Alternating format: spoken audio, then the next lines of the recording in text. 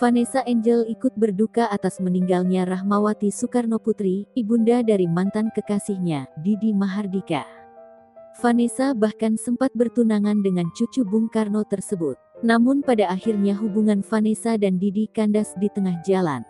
Mengetahui kabar Rahmawati berpulang, Vanessa pun menyampaikan rasa belasungkawa. Ia mengunggah foto kenangannya bersama adik Megawati Soekarnoputri itu. Dalam captionnya, Vanessa pun mendoakan yang terbaik untuk Rahmawati.